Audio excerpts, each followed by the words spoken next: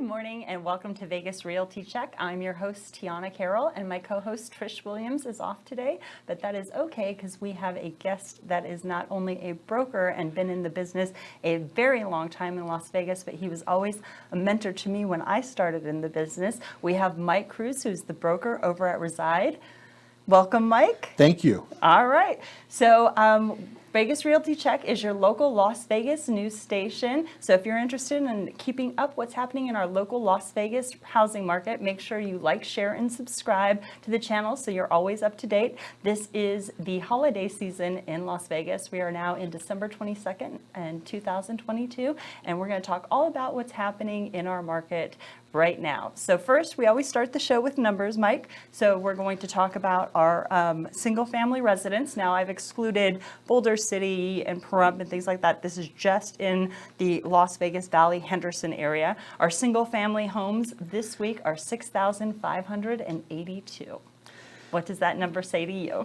You know, actually, I like that number. It's coming down a little bit. It is? And we're definitely seeing more buyers out in the marketplace. Yeah. So they still have lots of options. And they want to see them all. And they want to see them all.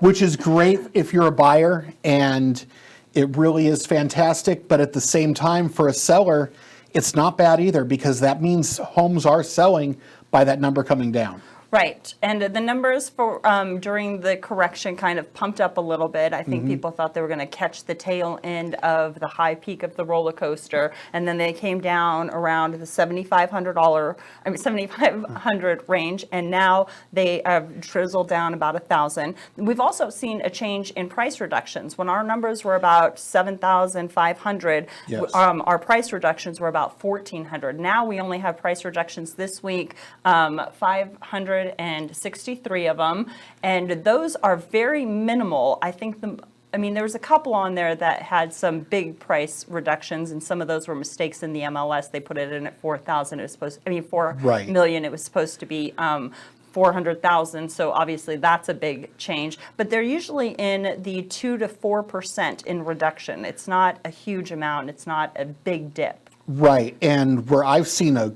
really good improvement is the number of homes going back on the market, and even the ones that are going back on the market, they're not doing the massive price reductions that they were for a while. Right. I think people are coming onto the market in a very fair market value. Yeah. And that's kind of what I love about this market. It's very serious. People Yes. really wanting to make sales, really wanting to close deals. The sellers are really understanding where they need to be, and they want to get the home sold, and they want to be competitive. Yeah. Not like last year at this time, the market was starting to go crazy a little bit, and the sellers were getting greedy. And I know in the past downturns, the sellers really didn't understand where the market was. But this time around, they really do. Yeah, I think that there's been good coverage, and there's been so many scare tactics with the crash. Right. And I have both sellers and buyers who are concerned about it. Sellers don't want to sell for less than what they think their home is worth. And then I have so many people in the buy world are like, I'm going to wait till it crashes. Till it crashes. Do you feel like we're at the bottom of the pendulum swing on how low it's going to go? My crystal ball is broken. Oh. However, I see us really being a good, steady, even-keeled market right now. And I really don't see a massive change probably until we get to late spring, where I think it's really going to start to go up. Yeah. Okay, so my crystal ball is just taking in facts and mushing it all together for me. And it's letting me know there are, as far as the market goes nationally, there's doomsday happening, because there are some markets that are definitely having much harder times than we are. Right. And we've already started to, I don't want to say snap back, but level out is what I'm seeing. Definitely. So I just wanted to make that, like, I would not want to be in Texas right now. No. Texas would be bad. Boise, Idaho would be less than ideal for me. Right. Some Florida markets. Eek. Yeah. There's a couple Florida markets that are still doing great though too. Yeah, yeah. That's why I So, said some Florida yeah. markets, some Florida markets. But I think in Vegas, we have seen some corrections, and we do have a good flow of buyers. So there's activity happening. Not a lot. We only did 546 closed deals this week. Right. So that's going to put us around, if it continues on through the last a couple weeks, that's going to put us about 2,000 closings, which is going to be up from November, which was Right. about 1,500. And when we look at it for December as a whole, it's not a horrible number either. No, it's not a horrible number. yeah, December's just- a little bit slower. Right. Because of the holidays and travel and stuff like that. So I think all in all, the numbers are just showing that it's evened out. But in this last, say, 10 days, I have seen more business happening on the buy side, more buyers coming onto the markets. Most Meaning definitely. more showers for those listings. Is that what Right. you're seeing? Yeah, I have several listings currently, and we are consistently getting showings on all of them. Okay, and how So are those? that's a big difference than what I was seeing even a month ago or 2 months ago, definitely. Right, right. And of those showings, are you starting to see some offers come in, or are you seeing like what I'm seeing, where my buyers are like, well, we saw it once, let's see everything else, and then we'll come back to A it. little bit of it too is we have a split market to where homes, single family homes especially, that are priced under 400,000, there's definitely more action, and there are some lowball offers out there. Yeah, But overall, buyers are definitely looking at everything available, and they're being very, I don't want to say picky. let's say but discerning. Yes, as to which home they decide to go with. Okay, so I'm gonna agree with that, because I've had buyers and I've taken them out and we've made offers, and before an offer is even accepted, they're like, let's go see the house again. Right. And I'm like, let's just see if they accept our offer, because let's not waste our time and energy if they're not even going to accept what we've put out there. Right. So, and then can I ask you about your investors? Because I have investors hounding me constantly. I need a deal. I don't have anything right now. I need a deal. I need a deal. Well, in the rise of the roller coaster madness that was happening, they were taking anything, even at market value. Right. But now they just want to come in and lowball. Investors, they're offering at least 15% under market. Yep. And that's what I'm seeing Yeah. too. And they're hounding me. Get me Right, something, well- get me something, get me something. And you point that out, they're hounding you. Well, they're hounding you because they're not getting any offers accepted because they're coming in too low. Right. So the market's not in a free fall by any means. No. So they're not going to get those offers accepted. I think once they realize it, they're going to have to be a little more realistic with their offers, they can get a property. Yeah. And what about your pipeline? I swear I have a third of my pipeline who are buyers who are going, I need the market to crash. I want it to crash so I can purchase. I also saw that in March of 2020 when the pandemic Yes. hit. Everybody thought that the market was going to crash, housing was going to be destroyed, they were going to pick up $100,000 single family residents, and they waited, and all our market did was increase and increase Right. and increase, and we got to the point where it wasn't affordable for them to even come into the market anymore. Right. And some of my pipeline, as you put it, is they're on that fence, the other side of the fence still. But then I have quite a few others, they're ready to get in and eager to buy once we hit January. Yeah, I've had, everybody likes to come to Vegas for the holidays, right? Right. And especially right before the holidays, they're going to go spend most of the time with the family, but Yeah. let's hit Vegas for a weekend. Right. And so the past couple weekends have been just madness of showings, people coming in town, and they want to see what's available and get a feel for the city and what have you. And they've been putting out offers, and some of them have been accepted. Some of them have been ridiculous. Some of my buyers even sit them down and say, listen, I don't think this is a realistic offer. I don't even think they're going to acknowledge us. Right. Why are we pretending? Right. But they still do it, and I'm their fiduciary, well, so I have to advise exactly. them and then write their offer. And we as agents, we can only do the best we can do to help them understand the market. Yeah. So, but I think a couple of them had an eye-opening experience, and they're like, listen, we're going to come back the second week in January, and we're going to be better at our offer making. And I'm like, Right. good. Let's be serious if we're going to do this, because it really is a good time to buy. It is. People It is. are concerned about the interest rate, but we've seen that before. Right. And what's been really popular that I've been seeing and I've been working with my buyers on, as well as on the seller side also, is buyers wanting to do the 2-1 buy down to where they buy down the interest rate for 2 years, then it's fixed. So it does give them an opportunity that if the interest rates do come down later next year, as a lot of economists are forecasting, they can go ahead and refinance at that time. But they are getting in now when the prices are a little bit lower, and they can, and they're even getting that contribution for that 2-1 buy down from the seller. Right. Right. We're seeing a lot of that. I mean, I think most contracts right now have some sort of buy down or something Seller happening. concession. Oh, well, every contract has a seller concession, but how they're using that, I think the 2-1 buy down is popular because I think everybody was in shock when we had the interest rates at 3% and then they were at 7%. They have come down a bit, but it's still shocking.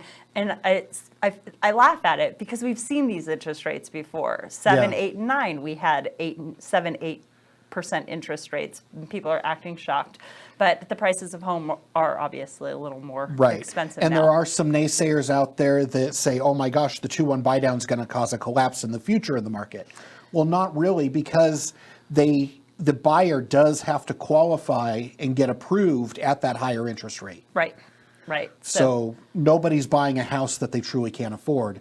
It's just a bonus to get it at a much better rate and a lower payment. Yeah, and the 2-1 buy down works even for the most conservative of the economists who are saying they're not going to see a big change in 23. They're going to have to wait till the election year when they see that change. But that 2-1 buy down still fits in that pretty little box. Right. And what I learned a couple weeks ago is if they do go to do that refinance and there's still money left from that savings, they can actually take that money and apply it towards the refinance.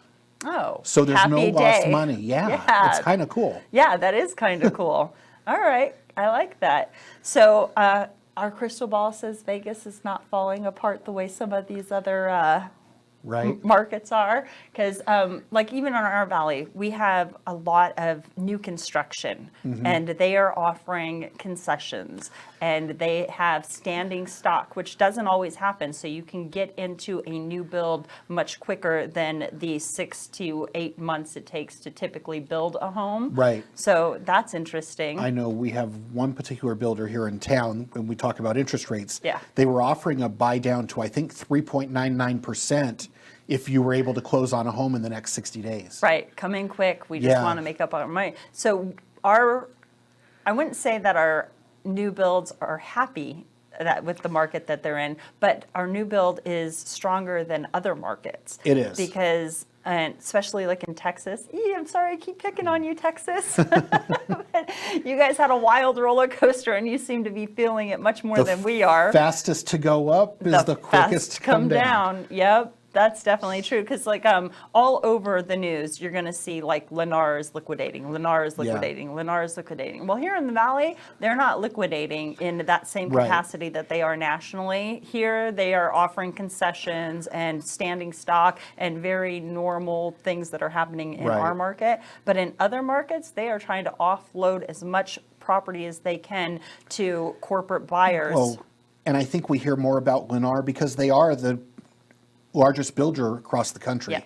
Yeah. So. And they were trying to sell off all of their properties to big management companies and rental companies. And then the rental companies are like, no, we're not buying at this stage. So then they're like 400, what is it in Austin? It was like a $450,000 home. They slashed $150,000 off of it. Right. I don't think we're going to see anything like that in this valley. No.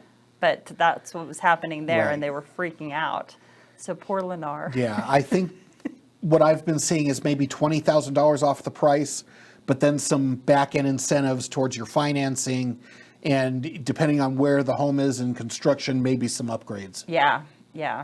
And like I said, there are opportunities for everybody who's a buyer right now, whether you are looking in new construction and you're wanting to take a standing stock and get those concessions from the builder. If you're doing resale, sellers are now aware that concessions are necessary, and every offer they're getting, they're seeing those concessions, so it's not so shocking to them anymore. So what else are you seeing in the market that is interesting that we should know about? I mean, you're a broker, you see yeah. it all. The buyers had a situation this week where a buyer client they were aware of something going on with the condominium complex as far as an assessment, and I'm not sure exactly what it was for. It wasn't my personal deal, but it was one of my agents. Right. And I don't know if it was for a new roof or what the situation was, but the seller was very upfront about it. And after negotiating repairs and everything, they decided they wanted a credit for that new assessment. Oh. And just buyers are definitely really pushing the boundaries. Yeah. I like to refer to them as greedy. Yeah. It's And that's sort of, exactly it's sort what of it how is. our sellers were at the top of our market, where they just wanted everything. Right. They didn't care. We'll Right. sell it as is. We want $50,000 over. We want no appraisal contingencies. You do what you Yes. got to do. And right now, I think the sellers are like, ha, the ball is in our Yeah. court. We can do whatever we want. And the conversations that I have to have with them is, you may want that, but that doesn't mean it's going to happen. Right. You're putting this sort of false idea that the market is crashing all around us, and it might be in other parts of the country, but here it's really not. Right. We've stabilized. Well, we've corrected. We've stabilized, and because we're seeing an uptick in business, my crystal ball is letting me know, like, hey, our spring's going to be healthy. Yeah, right, definitely. And going back when our market was going chaos crazy earlier this year, the big thing every seller needed was a rent back. Yes. And what I've noticed to show we're still in a stable market is, the buyers are asking for the world in their offer, but then they're offering a free rent back. Yeah. I've gotten a couple of those offers, and it's like, Okay, so real quick, just if you don't know what a rent back is, usually in our valley, it's really typical to take possession of the property at the close of escrow. Once that property is recorded with the county, you get your keys that day. That's the way it works out. And the rent back, people were selling their homes, and then they were staying in their homes for 1 month, 2 months, 3 months, rent free, or at a price. Most of the time we were offering rent free, like just stay in your Right. house as long as you need to get out of there, and then we'll take it over as a new buyer. But rent backs are tricky. they definitely are. I only had one rent back that went south, knock on wood. I was going to say knock on wood. Knock I've on wood. been That good went with them. south during the madness and chaos that was our spring market this year. Yeah. Soon to be last year, in a few days, 8 days, 10 Right. days, I don't know. But it was, for the most part, rent backs worked. And I had been taught for years and years and years, Don't don't do do a 'em. rent back. Don't do a rent back. It's the worst. Because Right. it does open up liability. But with all of our contracts, we had the sellers still carry their homeowner's insurance, so the home was protected, both the seller and the new buyer. Right. So And in, I'd say nearly every case, the seller's very appreciative for it. very appreciative. It definitely worked out, Yeah. and was one of the contributing factors to get those offers Right. accepted. Yeah. And that's what we needed. We needed any edge to get an offer Mm-hmm. accepted, because they were just flying off the shelves and there was no stock, and Right. the feeding frenzy was happening like piranhas in the water, like, I need a house, and Right. they're shredding these poor buyers. Yeah. No, I And now- just found it a little interesting that they're still offering that part for the seller, Yeah. but We're like- without even saying we need it. Right. Because like as agents, we always talk to each other prior to Right. writing a offer Yeah. and say, hey, listen, this is what we're planning to do. Mm-hmm. How do you think that's going to sit with your seller? Is there anything that your seller is going to need to make that deal? Well, that, right. And at the time, people were saying, my seller wants a rent back. My seller wants a rent back. Mm-hmm. That's something that we're not having list agents tell us as Right. buyers agents, that, oh, my client needs this. They're just saying highest and best, highest and best. Correct. Yeah. Yeah, so that was crazy. I haven't personally wrote a rent back since, I think, June or July. Okay. So I didn't even know those were coming in on your listings. What are your other offers looking like? You know, God, yeah. You're all, yeah. They're all over the place. Yeah. I can tell you I have not seen a list price offer in quite some time. Okay, so I make list So- price offers right Yeah. now because I'm asking for concessions, and it depends upon my buyer, right? If my buyer isn't cash, they don't have a lot of liquid cash, Right. then they need those closing costs, right? And I'm like, just offer the list price. We'll take care of it in the mortgage in a year and a half or whatever. You can finance down, keep your credit up, make those payments, all will be good. Right. So I just need them to keep their credit up and make those payments so they Yeah. can refinance. But yeah, they're crazy right now on wanting everything. Yeah, they are. But I've been But- doing list price. So if I Okay. send you a list price offer, I appreciate it. get your seller Okay. to go ahead and Definitely. accept it. Yeah, so you're not seeing any list. I haven't. I've had a couple that have been close, but they're asking for quite a bit in concessions. So Well, yeah, no, I'm asking for the world in concessions. Yeah. So Okay. sometimes it's not even realistic. I'm like, Yeah. this is a bad idea, but I'm going to do it anyway. Story of my life. and we work for our clients, and we have to do what they want. Right. Well, that's exactly it. Right now, like I said, the buyers are in their greedy phase. So it's Yes. been a bit of a switch, but all in all, there's always seems to be one greedy player in the real estate game, whether it's a buyer or a seller. Yes. And right now it's the buyers, and they're asking for the world. Mm-hmm. And I'm advise them like, hey, so I try to be as diplomatic as possible and say, let's get to as close to list price as possible if we're going to ask for a ton of concessions. Right. And then if we're not asking for that many concessions, then yeah, let's negotiate down that price. So, and it's really, whatever they need at that time. Right. All right, so that's interesting. And then your crystal ball is broken, which is such a shame because we're so close to the end of the year. And I know that everybody is like, I want to buy when the market crashes. And what do you think is going to happen? I know what I'm telling my clients. But if Right. you were going to advise, let's say, future January, February buyers and sellers, how would you handle those conversations? For buyers, absolutely now is the time to buy.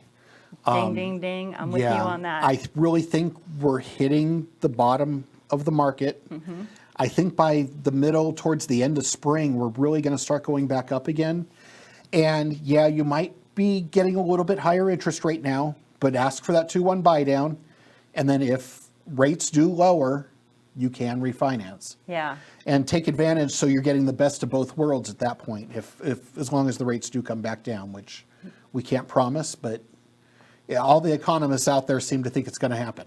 Yeah, yeah, and just a that's matter the of thing. We're keeping ourselves educated so we can then transition that education to our clients and let them know, like, hey, this is the projection. This is what people are saying. This is what the numbers are showing. How do you want to handle this? Right. So that seems to work out well. And then Trish and I talk about it on the show that in Vegas, our market really does start, our spring market really does start end of January to mid-February. Oh, yeah. I've had a saying for years. It's something happens on January 15th. The flowers bloom. I don't know what it is, but the buyers come out in a flood. Yeah, which is really, really interesting because Trish and I, we always have a joke that 4th of July weekend, the market just stops for the week. Right. It's over, like, unless you're already in contract, Yeah. there's nothing going on. And then you start to see it move into our fall market, which we're still in summer at that time, midsummer. Right. But we get it early and we start to see those changes earlier than most markets. So when we say spring, we're saying January Well, 15th to February 15th. And something unique for our market is what the rest of the country is experiencing right now with the bad weather. Our bad weather's the end of June, early July, when it's 120 degrees. Right. Nobody wants to go out. So the market does. It stops for 2 Right. weeks. Yeah. Oh, speaking of the rest of the country right now, we're at December of 22, right?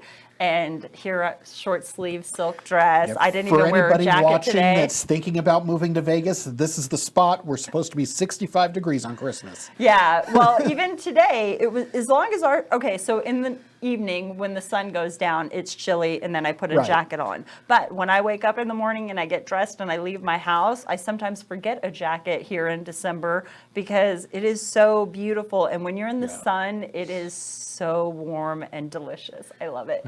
Yeah, no, I love the weather, and that's another thing. Trish and I had done a buying during the holiday season show, and one of the things that we didn't even talk about because it's not prevalent to our market is weather. If you're in other markets, can you imagine with all of the snow that is happening around the country right now, selling a house? That's crazy. We Yeah. don't have that here. Thank you. No. And I know people, you brought it up. You're like the end of June. It's just too hot. Right. I don't have that feeling. I think that. Do you? Well, I mean, how much time do people really spend outside in the Well, right. midsummer? We don't. Our air conditioning works amazing everywhere you go here. Right. This is in So- Europe. We've got air conditioning Right. everywhere, and from your car to every restaurant to whatever. Now, I stay outside. I love it outside. The heat doesn't bother me at all. I hike the mountain at 115 degrees, and I'm just like You're totally crazy. fine. You're not the first man to tell me Yeah. that, so you're good. But I do like the heat.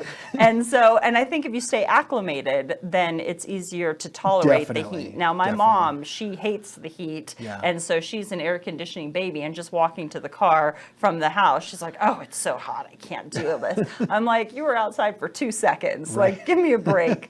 Yeah, no, being acclimated is good. But those are some, I guess, Southwest, that Sun Belt things that we don't have to worry about. Right. Snow, I can't imagine shoveling snow. Right. Especially not when it's up to my shoulders. And That's- I'm a tall girl. That's the best thing here is we don't shovel our bad weather. Yeah, we don't shovel our bad weather. We don't have bugs like Florida, No. Texas. They have the mosquitoes and Right. stuff. I don't do bugs well, so we're not messing with that. I mean, I'm not afraid Yeah. of them or anything. I just don't need them. So there's a lot of great things to buy in Vegas. But Yeah. everybody who lives here knows that already. Absolutely. Yeah. So we have this great market. We have great sunshine, even in December. It is beautiful. We're in short sleeves and silk, which is, well, you're not in short sleeves. You're in long Not sleeves. today. Yeah, but I no jacket. contemplated it though. Yeah, because you could. If you wanted to, Right. you absolutely could. So that's good. All right, before we wrap up this show and we get our contact information out, I just want to make sure that there's nothing else that you want to talk about before we go. Only other thing is we're seeing a little bit of consolidation and movement within brokerages that we touched on. Okay, so that is happening, and there's a lot of, okay, so I grew up in Vegas. I just want to say Corcoran is not Corcoran. Corcoran. So in February of 20, then there was a bunch of very elite brokerages combining under the Corcoran umbrella Right. to go ahead and make these very exclusive, very elite brokerages, mostly in California. We had some in Sierra Nevada. Not much really happened here in Vegas. There was a couple. They have a couple brokerage- offices. Yeah, a couple brokerages that joined, and the whole point was to be very exclusive. Right. The creme de la creme of brokerages. This was going to be And- the luxury. And they made a ton of money Right. during the California exodus all through 2021. And then by end of 22, they were starting to say that they were going to shop their brokerages and start selling them off, which was Right. crazy. It doesn't make sense to me, but everybody has a business plan, I guess. Well, that's exactly it. Like right now, I've got people swearing that Open Door, once they finally file a bankruptcy and they have to liquidate, that all of that's going to be a flood of inventory. I'd love to see a flood of inventory. I don't see Open but- Door filing bankruptcy. I Okay. just don't. Okay, so I've heard both sides of the story. Yeah. I think that bankruptcy is a business tool used to help them recover, get out of, or be less. Right. I mean, there's no doubt they're taking a loss on a lot of their listings now, but they've corrected what they're doing, and now they're not paying over market value like they were for this first 6 months of this year. Yeah. Now they're like a normal investor where they're paying 20 to 30% under, or offering 20 to 30% under Yeah. what the actual market value is. So I think it's going to be short term, and they had a lot of cash behind them in the first place. They had a ton of cash behind them. They were up over $8 billion at Right. one time. Now they're, poor them, $1 billion. Yeah. Aw. But $1 billion That's is still so a lot of substantial. money. I had an agent going, oh, they're going to owe over $5 million in January in just property taxes in the Valley. I'm like, $5 million is nothing when you have $1 billion. Right. I mean, I don't know. I don't Yeah. have $1 billion, but when you I want $1 factor it billion. nationwide, I guess it could be a lot. Yeah. But But at the same time, that's why they're willing to really negotiate on their properties. If you see an open door listing out there, Snag by it. all means, try and get it because they're willing to negotiate. Yeah, yeah. They are a very serious seller right Yes. now, which is crazy because there was a time when those iBuyers wouldn't even respond to offers. Right. And right. they'd be like, we don't know you. This is Yeah. not good enough. But now they're like, okay, we're willing to play ball. Let's Yeah. work a little bit. A couple months ago, I had a transaction with them, and I have to say they were amazing to deal with Yeah. in terms of their responsiveness, professionalism. Yeah. I was actually very impressed. Okay, good. Because I've had transactions with them on both sides. And Uh-huh. one side, I was like, I'm never doing this again. They're the worst. And on the other side, I'm like, oh, okay, Yeah. they're here, they're helping, they're responsive, they're returning emails and calls. So maybe it's like regular real estate, depends upon the agent on Right. the other side. And they're definitely still buying. I know I got an email earlier this week offering a bonus for me as an agent to refer a client to them, Nice. for them to buy the property. Yeah, well, they're definitely fishing for buyers, that's why. Yeah. So, and if they want to sweeten the pot, we'll take it. Right. And then going back to consolidations, so my brokerage actually just did that. I heard about that. And so we just had a big meeting for Become One yesterday, and I was so excited because we are now going to be the 4th largest KW in the country. Wow. Yeah. So there's a lot of exciting things, and I think I want to do some sort of touch with that, but I'm going to wait till Trisha's here because it's her brokerage and my brokerage that are combining. So I just want to wait till she's here for that. But the brokerages are consolidating, and mortgage companies are dismantling. Yes. Yeah. No, there have been a few mortgage companies that have actually gone out of business. Yep. Or stopped completely doing residential. And have slashed staff. Yes. Yeah.